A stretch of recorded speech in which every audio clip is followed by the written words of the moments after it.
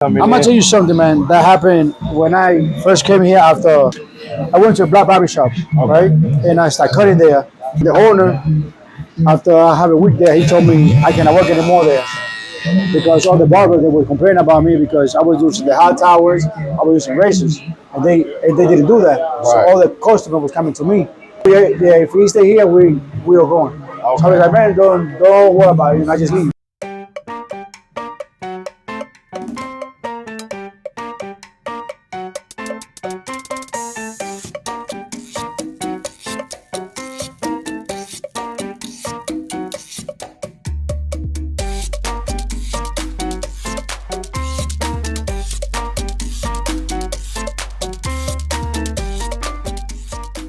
Going on YouTube, it's your boy I See the Guy King checking in, and I'm here at the barbershop, All Star Dominican Barbershop, with my homeboy Adrian. He been cutting my hair for almost a decade now, you know what I'm saying? And on this video, I wanted to just talk about the difference between black barbers and Dominican barbers, and why, in my opinion, the Dominican barbers are a little better. Not even a little better, a lot better.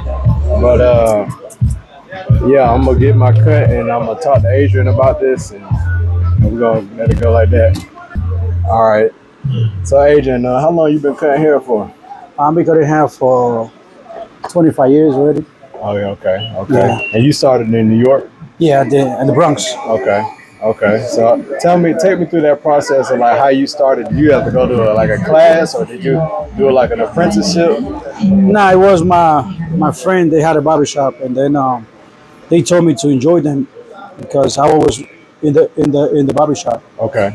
So I made that decision just to start cutting hair. Okay. So then when you came down to Atlanta, what made you pick Atlanta out of all the?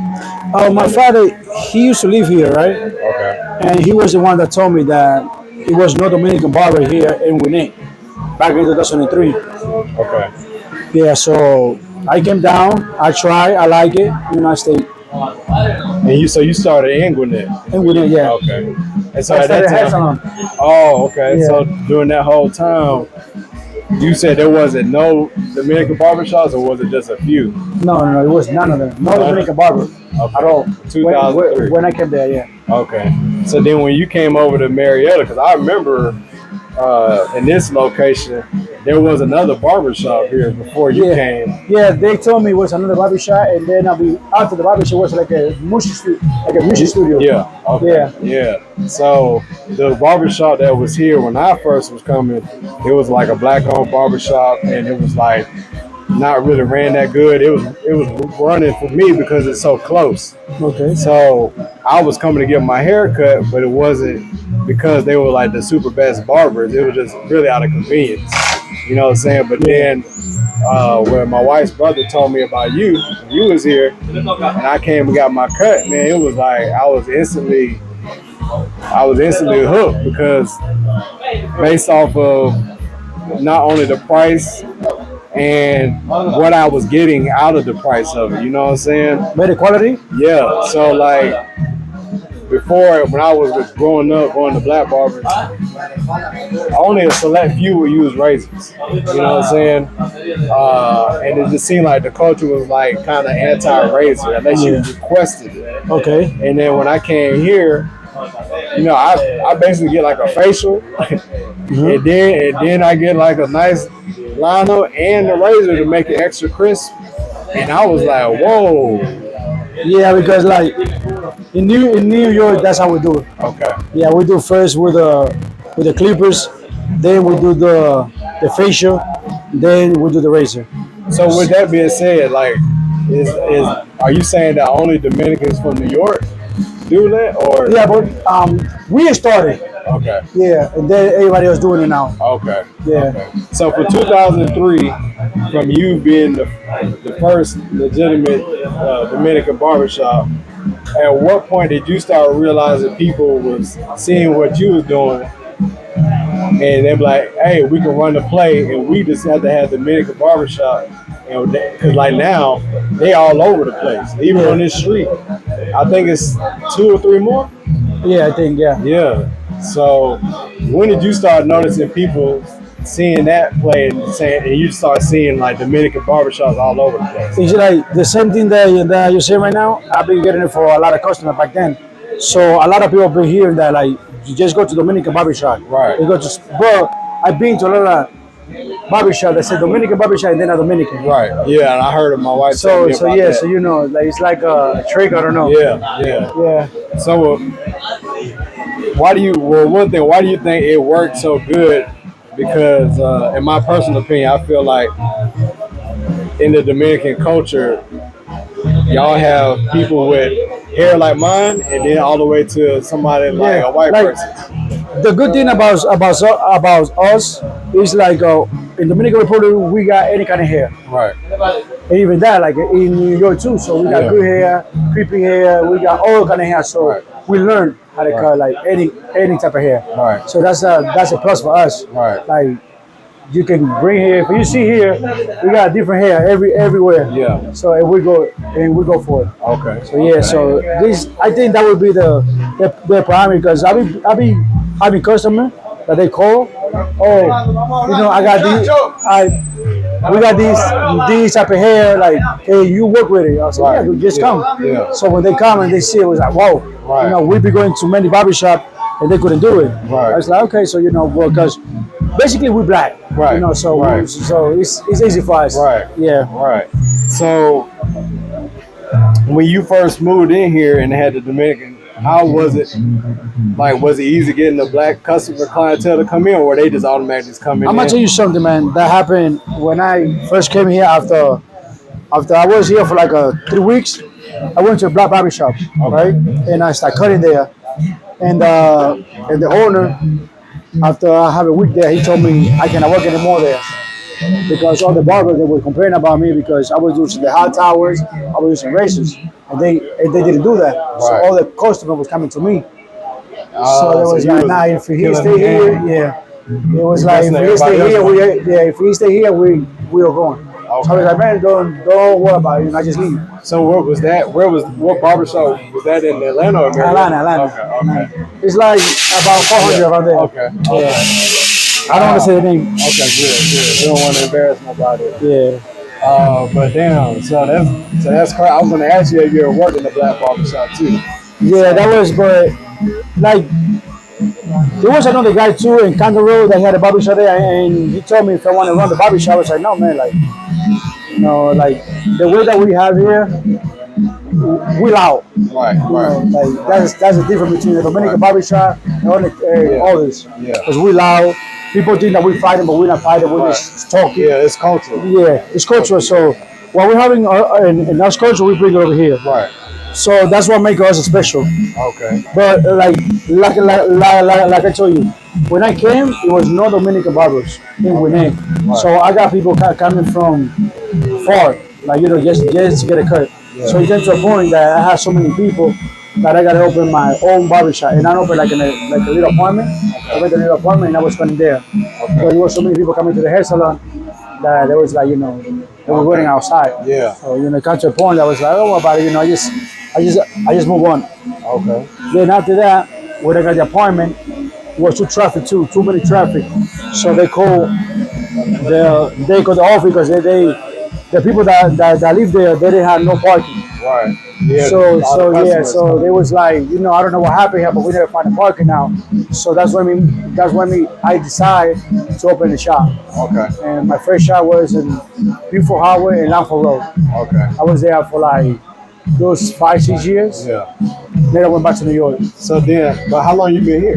I've been here since 2003, so I went back to New York in 2010. No, meaning this shop, right? This shop, 11 years. Yeah, I feel like I've been coming to you for at least 10 years. Yeah. Okay. Yeah. So you know, man, my boy Adrian, and it's not just Adrian. He got a bunch of barbers in here. There's been a few times I came and you wasn't here. And I went to other barbers and they cut just as good, you know.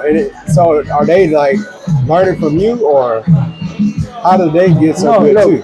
My thing is like, if you work here in Outside Dominican Barbershop, you need to try to do the same cut everybody. So if I'm not here and he can get you, Right. we're gonna give you the same service. Right. So we're trying to give everybody the same type of haircut. Right. So everybody work like the same line. Right.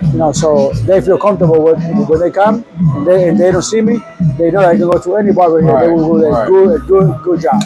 I know in the black community, you don't go to the guy who just happen to be open. So Okay. that's like an unspoken rule. Like he must don't be cutting good.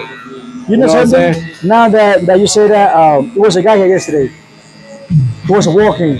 Right. So he came in. I was saying, just go to him. Was like, no, I'm not going to sit with the first person that I see. Yeah. I was like, listen, I'm the owner. If I need to go over there, go over there. He Right. went. He loved it. Right. He loved it. Yeah, I done went to at least 2 or 3 guys when you were not here, and they cut as good as you. But I still I'll wait for you because I guess it's like a loyalty thing with I would think like the customer and the barber. You know what I'm saying? So, but yeah, man, that's a good story. And so what do you?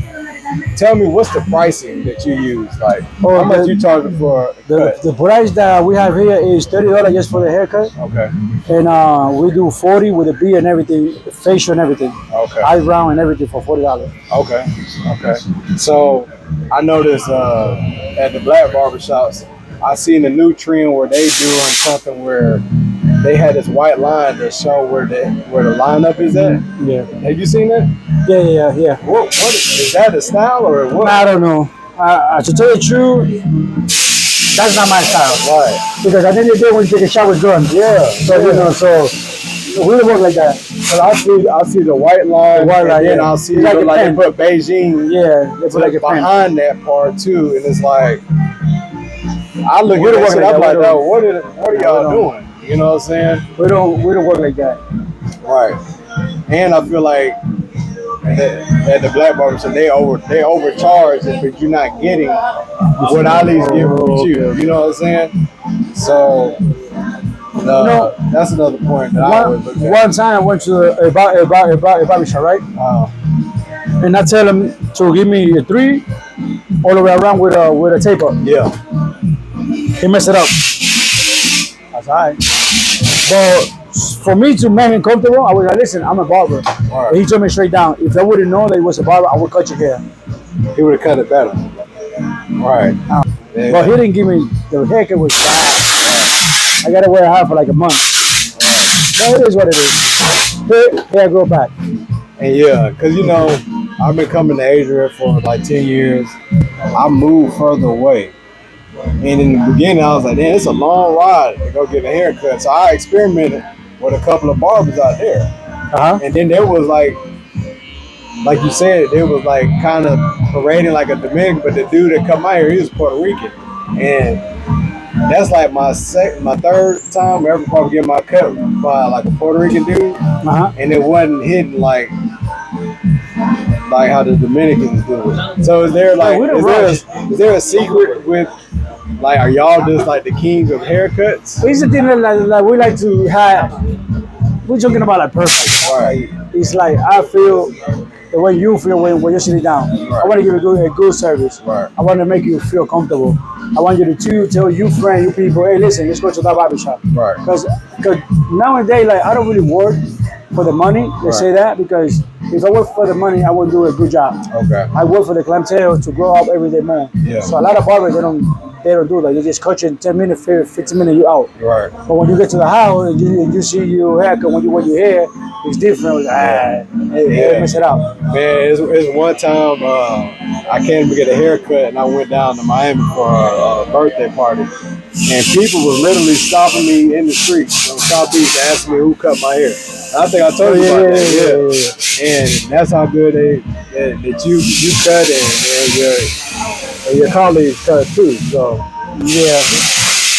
But yeah, man, I'm gonna show y'all the end of the cut when he get done. That's how I see the God King. Adrian, tell the people your YouTube page so they can follow you on YouTube. Okay, All-Star Dominican Barbershop, and Instagram, Twitter, Facebook, and YouTube too. All-Star Dominican Barbershop. All right. I appreciate it, man. Signing out.